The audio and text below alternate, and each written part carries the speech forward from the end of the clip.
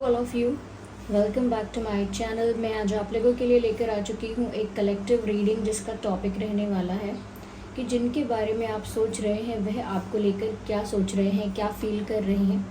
जिस पर्सन के बारे में आप सोच रहे हैं, ये रीडिंग जनरल है, कलेक्टिव है। हो सकता है कि आपकी सिचुएशन के साथ एक्यूरेटली रेजोनेट करे, हो सकता है कि सिर्फ कुछ परसेंट रेजोनेट करे। तो आप ओपन माइंडेड होकर सुनिएगा, ज़बरदस्ती अपने आप को रीडिंग में फिट इन मत कीजिएगा। ओके व्यूअर्स, ये एक जनरल रीडिंग है और सभी ज़ोडिएक साइंस के लिए है। और जिस पर्सन के लिए आप ये रीडिंग देख रहे हैं, थोड़ा उनके बारे में सोचिए, पॉजिटिव सोचिए, ठीक है। उनके नाम पर या उनकी छवि पर फोकस कीजिए और देखते हैं यहाँ पे हम कि जिनके बारे में आप सोच रहे हैं वह आपके लिए क्या फील करते हैं या क्या सोचते हैं। ओके, चलिए स्टार्ट करते हैं। अच्छे से पहले शफल करते हैं जिनके बारे में आप सोच रहे हैं वह आपके लिए क्या सोच रहे हैं। Nine of wands, queen of swords, S of pentacles and six of pentacles,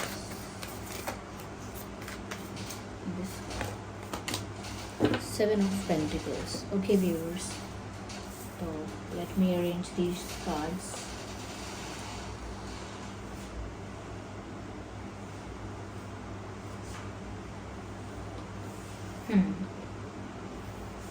okay, सबसे पहले व्यूअर्स जो चीज़ मुझे यहाँ नज़र आ रही है, यहाँ ऐसा लगता है व्यूअर्स कि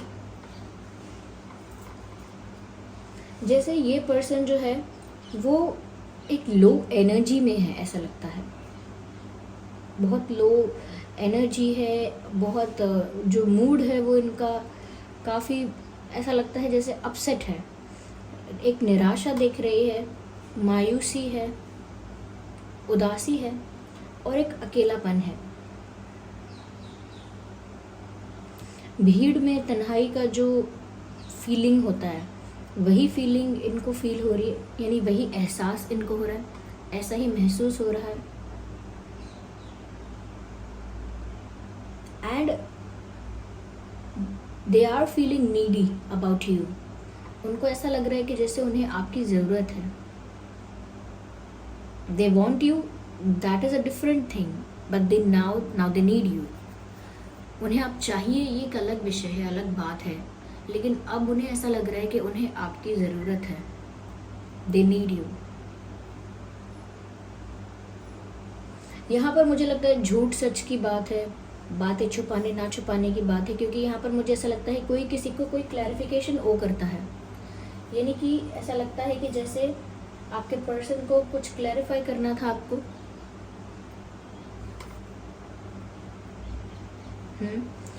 या कुछ बातें ऐसी हैं जिस पर आपको डाउट हो सकता है और आप क्लैरिफिकेशन चाहते हो। ऐसा हो सकता है व्यूअर्स कि आपको आपके प्रश्नों के लिए उत्तर चाहिए।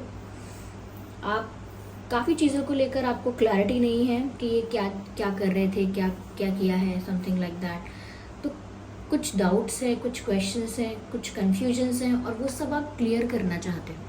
तो आप चाहते हो कि ये इंसान आपको सच सच क्लैरिफाई करे, अपनी की हुई चीज़ों के लिए जस्टिफिकेशन दे या एक्सप्लेनेशन दे एटलीस्ट।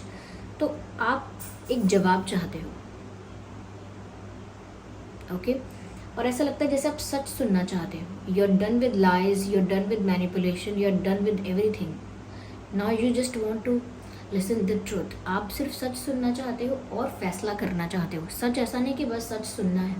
आपके मन में जो सारे प्रश्न हैं, जब तक उनका जवाब आपको नहीं मिलेगा, ऐसा लगता है कि आप किसी डिसीजन पर नहीं पहुंच पाओगे, किसी कंक्लूजन पर नहीं पहुंच पाओगे। और ऐसा लगता है कि आप बहुत ज़्यादा ये चाहते हो कि आप एक डिसीजन ले पाओ इस वक्त अपनी लाइफ को लेकर। ये ऐसा भी हो सकता है कि मूव ऑन कर लूँ या ना कर लूँ। ये पर्सन को मुझे चूज़ करना भी चाहिए हमेशा के लिए, आगे के लिए सीरियस होना भी है हमेशा के लिए, कि नहीं होना है, कि ये राइट पर्सन है या नहीं है मेरे लिए। तो इस तरह के प्रश्न भी हैं और उनको लेकर आपको डिसीजन लेना है। ऐसा लगता है कि आप काफ़ी स्ट्रेट फॉरवर्ड एनर्जी में है। एक स्ट्रिक्ट एनर्जी आपकी दिख रही है, स्ट्रिक्ट, स्ट्रेट फॉरवर्ड वहीं पर आपके पर्सन मुझे लगता है काफ़ी इस तरह से लगता है जैसे आपसे सॉरी बोल रहे हैं या दुखी हैं या सॉरी बोलना चाहते हैं। एक निराशा यहाँ मुझे नज़र आ रही है। उनको लगता है जैसे उनकी लाइफ डिसबैलेंस हुई है आपके बिना, या डिसबैलेंस हो जाएगी आपके बिना, वो ऐसा फील कर रहे हैं। I am sure they did something and now they have to clarify. उनको क्लैरिफाई करना होगा, एक्सप्लेनेशंस देने होंगे। ये इंसान इमोशनली काफ़ी ज़्यादा इन्वेस्टेड हैं आप में। ऐसा नहीं है कि हाँ इमोशनल इन्वेस्टमेंट नहीं है, प्यार नहीं है, अटैचमेंट नहीं है अटैचमेंट। इस पर्सन को आपके प्रति अटैचमेंट फील हो रहा है, लेकिन साथ ही ऐसा भी सोच रहे हैं कि इन्होंने आपसे इतना प्यार किया है, दिल से सच्चा प्यार किया है, या सच में एनर्जेटिकली भी आपकी तरफ डेडिकेटेड डिवोटेड रहे हैं, या अपना बहुत सारा समय इन्होंने आपके बारे में सोचकर या आपसे रिलेटेड इन्होंने बिताया है। तो कहीं ना कहीं टाइम इन्वेस्ट किया है, इमोशंस इन्वेस्ट किए हैं, एनर्जी इन्वेस्ट की है, और उनको लग रहा है जितना प्यार वो अब तक किया उन्होंने आपसे, चाहे वो शो किया या नहीं किया वो अलग बात है, लेकिन जितना प्यार उन्होंने अंदर से आपके लिए अब तक किया, तो उनको लग रहा है क्या अब उसका कोई फ़ायदा नहीं होगा, क्या छोटी सी गलती के पीछे या छोटी छोटी गलतियों की वजह से ये सब चीज़ें भुला दी जाएंगी, इन सब चीज़ों को लेट गो कर दिया जाएगा, वो सब चीज़ें वर्थलेस हो जाएंगी क्योंकि मैंने कुछ मिस्टेक्स की हैं या मुझसे कुछ गलती हुई है। तो थोड़ा चिंता में भी दिख रही है, कुछ चिंता हो रही है कि कहीं आपने कोई ऐसा डिसीजन ले लिया जिसकी वजह से आप इनसे दूर हो गए। तो उस बात को कैसे ये डाइजेस्ट करें, कैसे हैंडल करें, क्योंकि ऑलमोस्ट इनको ऐसा लग रहा है कि जैसे आप इनसे दूर जा रहे हो, यू आर मूविंग अवे। और अगर ये आपको कितना भी एक्सप्लेन करेंगे या अगर आप नहीं समझे या एक मिसअंडरस्टैंडिंग बनी ही रही तो क्या होगा।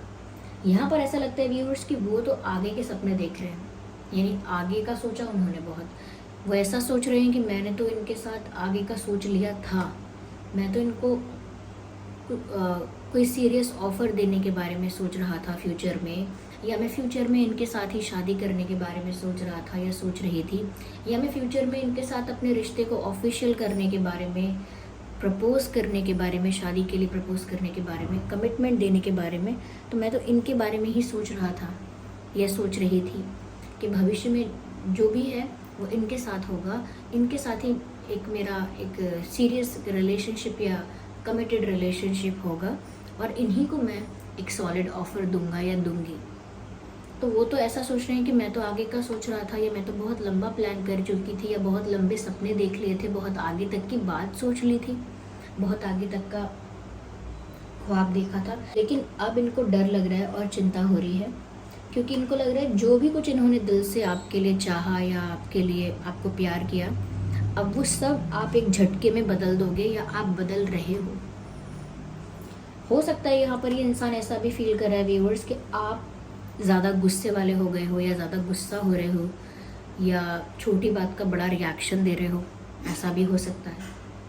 ये इंसान सोच रहे हैं कि आप ज़्यादा रिएक्ट ना करें। वो ऐसा क्या करें कि आप ज़्यादा रिएक्ट ना करें, ओवर रिएक्ट ना करें, ज़्यादा रिएक्ट ना करें, यानी वो ऐसा किस तरह से आपको समझाएं, किस तरह से कन्विंस करें, या किस तरह से आपको एक्सप्लेन करें कि जिससे आप गुस्से में ना आ जाओ और कोई डिसीजन ना ले लो, या गुस्से में आकर कुछ ज़्यादा रिएक्ट ना कर दो। तो वो सोचते हैं कि मैं किस तरह से इनको सॉरी बोलूँ, या किस तरह से अपोलोजाइज़ करूँ, या किस तरह से एक्सप्लेन करूँ, कन्विंस करूँ कि ये इंसान एक जज वाली एनर्जी से या एक किंग और क्वीन वाली एनर्जी से हटकर एक लवर वाली एनर्जी में आ जाए। क्योंकि उनको लग रहा है जैसे आपकी फॉर्म चेंज हो गई है, उनको लग रहा है कि आप एक लविंग, केयरिंग, नर्चरिंग पर्सन से एकदम एक पावरफुल किंग की तरह, पावरफुल क्वीन की तरह, एम्परर की तरह बन गए हैं, जो कि सिर्फ सही गलत में फैसला करना चाहता है। अभी उसके लिए प्यार की बात इम्पॉर्टेंट नहीं है, उसके लिए इम्पॉर्टेंट है कि क्या यहाँ चीटिंग थी, क्या यहाँ गलती थी, क्या यहाँ मैनिपुलेशन था, क्या आपने ऐसा किया था, आपने कुछ गलत किया तो बताया क्यों नहीं, क्या यहाँ रीज़न क्या था। तो कहीं ना कहीं अब आपका फॉर्म चेंज हुआ है। बहुत ज़्यादा इमोशनली चीज़ों को हैंडल करने की जगह आप बहुत ही स्ट्रेट फॉरवर्ड होकर चीज़ों को हैंडल कर रहे हैं। तो उनको ही आपके अंदर जो चेंज है ना वो थोड़ा स्कैरी लग रहा है। यहाँ पर ऐसा मैसेज चैनल हो रहा है जैसे वो कहना चाहते हो I am scared of you. Not like that viewers कि आप कोई एक वाइल्ड कुछ हो जाते हैं या बहुत ज़्यादा आउट ऑफ कंट्रोल आपका एंगर है। नो, ये स्केयर्ड इसीलिए है कि आप गुस्से में कुछ डिसाइड ना करें, आप गुस्से में कुछ बोल ना दें ऐसा, या कुछ ऐसा रिएक्ट ना करें जो बात को सुधारने की जगह और बिगाड़े, और वो आपको मना ना पाएँ या समझा ना पाएँ, क्योंकि आपका मूड जो है वो प्यार की बातें सुनने का नहीं है। आप सिर्फ ऐसा लगता है, देखिए लुक एट दिस पिक्चर, ऐसा लगता है जैसे सिर्फ सच सुनना चाहते हैं, अपने थ्रोन पर बैठे हैं अपने स्वॉर्ड के साथ। तो ये स्वॉर्ड भी जो है ना, ये जस्टिस करने के लिए आपके हाथ में है कि अब न्याय का वक्त है। प्यार के वक्त या प्यार की बातें बीत गई हैं, और वो बाद में होंगी जब होंगी, लेकिन अभी न्याय का वक्त है, अभी सही गलत की बात है। तो अब देखिए दूसरा हाथ कैसे कर रहे हैं कि जैसे बोलिए क्या बात है, अपनी सफाई में जो कहना है कहिए, देन शी विल डिसाइड और ही विल डिसाइड। तो मुझे ऐसा लगता है कि वो आपकी जो जिस एनर्जी और जिस फॉर्म में आप हो, they are a bit scared, okay, डरे हुए हैं थोड़े से।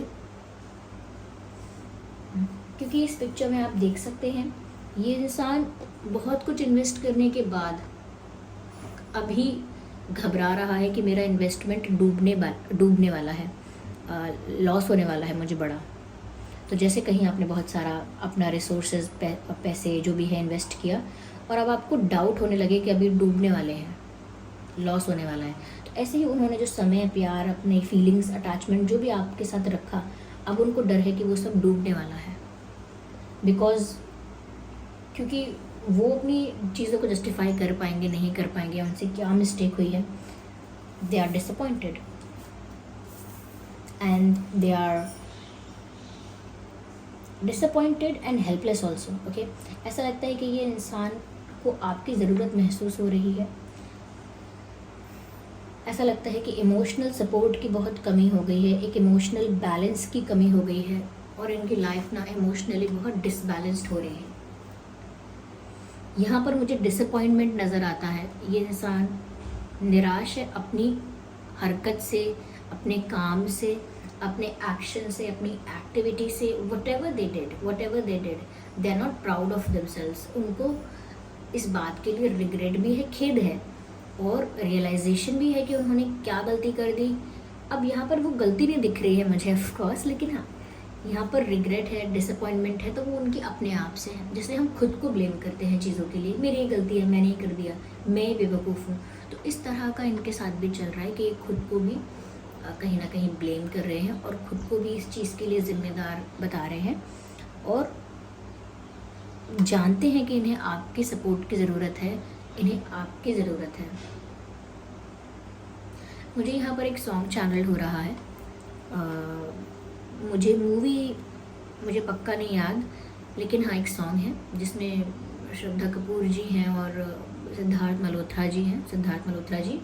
उसमें गाना है मुझे तेरी ज़रूरत है, अंधेरों से था मेरा रिश्ता बड़ा, तूने ही उजालों से वाकिफ़ किया, अब लौटा मैं हूँ इन अंधेरों में फिर, तो पाया है खुद को बेगाना यहाँ बेगाना, दिस 9 of Wands। तो ऐसा लगता है व्यूअर्स कि एक अकेलापन है, ये जो मैंने आपसे स्टार्टिंग में भी कहा था, भीड़ में अकेले हैं ये इंसान। इनके पास करने के लिए कितना भी काम है, मिलने के लिए कितने भी लोग हैं, बात करने के लिए या खुद को एंटरटेन करने के लिए बहुत सारे वेज हैं, मीडियम्स हैं, but still this person is feeling alone and empty. अकेलापन और एक खालीपन इनके जीवन में इनको महसूस हो रहा है, और ऐसा लगता है कि सब चीज़ों से इनका ध्यान हटा हुआ है इस वक्त। जैसे करियर के लिए इंसान पैशनेट है, अपनी फिटनेस के लिए, हेल्थ के लिए है, या किसी और चीज़ के लिए है, या एंजॉय करने में लाइफ को उसका ध्यान है अभी, या कोई और रिस्पॉन्सिबिलिटी को फुलफ़िल करने में उनका ध्यान है।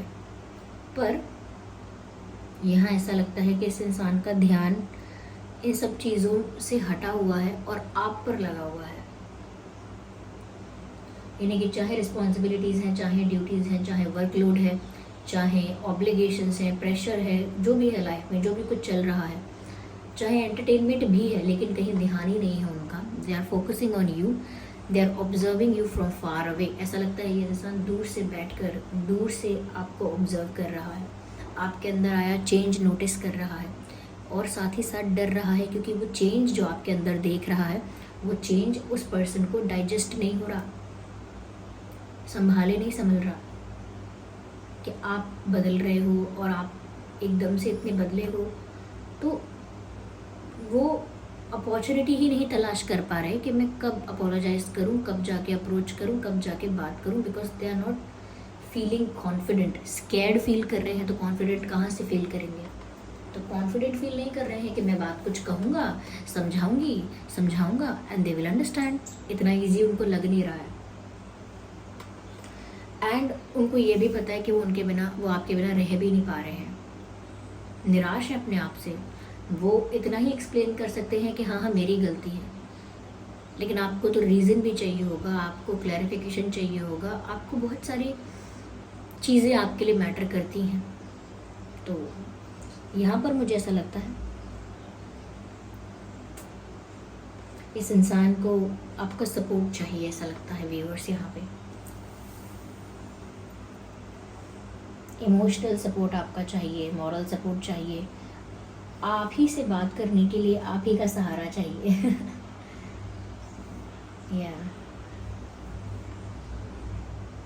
यहाँ पर earth sign, air sign, fire sign, almost सभी साइंस इंक्लूड हो ही जाते हैं। Let me see more.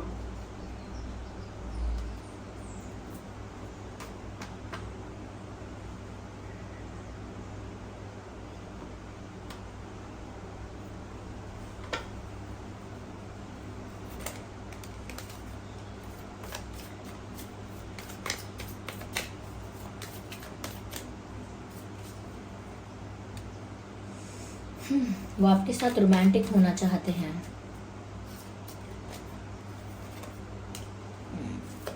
Just a second. शायद उनको ऐसा भी लग रहा है व्यूअर्स की, एक सेकेंड, एक कार्ड और लेते हैं, then I will tell you. Okay, this person is thinking a lot, और ये बाहर से ऐसे लगते हैं। Look at this picture. Someone is looking very peaceful, very calm, very normal. Okay, look at this. But this is how they are in their mind.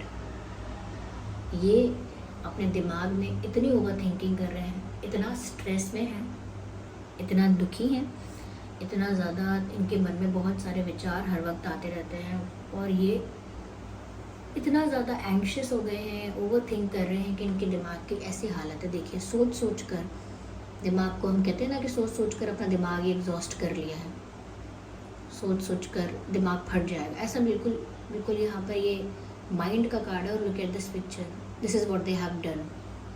अपने आप को ओवर थिंकिंग कर करके या चिंता कर करके एंग्शियस हो के ऐसा कर लिया है।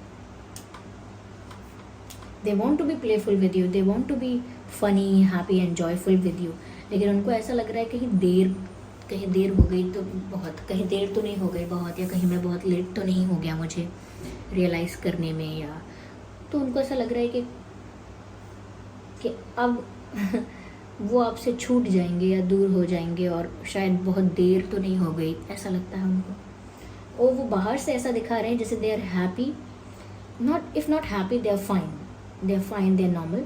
सिर्फ आपको नहीं दिखा रहे, अपने फैमिली को दिखा रहे होंगे, अपने वर्क प्लेस पर अपने फ्रेंड्स को ऐसा शो कर रहे होंगे जैसे बहुत नॉर्मल चल रहा है सब कुछ बहुत ही फाइन है, ओके है। But in reality things are different, you know. ये इनकी एक्टिंग जो चल रही है यहाँ। Look at this playfulness, this person is enjoying and almost looks like that this person is dancing, but this is what the reality is. बाहर से ऐसा दिखता है इंसान, जो अंदर से ऐसा दिख सकता है इंसान जो अंदर से इतना स्ट्रेस्ड है, वो बाहर से ऐसा दिख सकता है। So this is what is happening with this person. यही हो रहा है इस व्यक्ति के साथ इस वक्त। इस पर्सन का जो बर्थ मंथ है वो हो सकता है जुलाई, जनवरी, नवंबर, मई, सितंबर, अगस्त, जून, फरवरी। ये कुछ महीने हैं जिसमें आपका या इस पर्सन का जन्मदिन हो सकता है। आइए देखते हैं आपका या उनका डेट ऑफ बर्थ क्या क्या हो सकता है। वेल 8/18/28, 9/19/29, 5/15/25, 1/11/21/31, 7/17/27,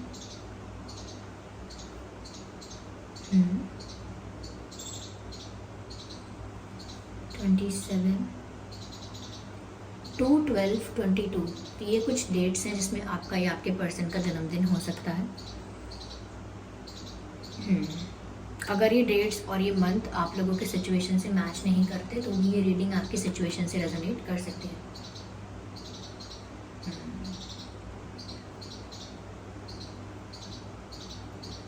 आइए चलिए देखते हैं कि वो कहना क्या चाहते हैं आपसे। जस्ट रैंडमली पिक करते हैं कार्ड्स को।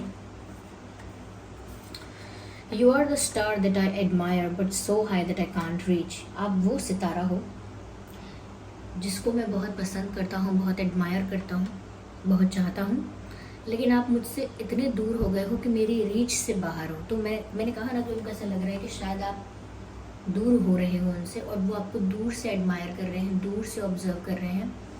उनका प्यार जो है उसमें कहीं ना कहीं अब डिस्टेंस आता जा रहा है, आप उनकी रीच से बाहर होते जा रहे हो, ऐसा उनको फील हो रहा है। I just need one card at one time. I look for you everywhere if it is visible let me show it to you. I look for you everywhere which means कि मैं हर जगह आपको ढूंढता हूँ, आपको देखता हूँ और या आपको देखना चाहता हूँ। मैं हर जगह आपको ही देखता हूँ या आपको देखना चाहता हूँ का मतलब है कि मैं जहाँ भी जाऊँ, जो भी करूँ, मेरे दिमाग में आपका ही ख्याल आता है, मेरे दिमाग में आपके ही विचार आते हैं। मैं कुछ भी करूँ, कहीं भी जाऊँ, किसी भी तरफ देखूँ, हमेशा आपका थॉट मेरे दिमाग में आता है। That's what this person is trying to से।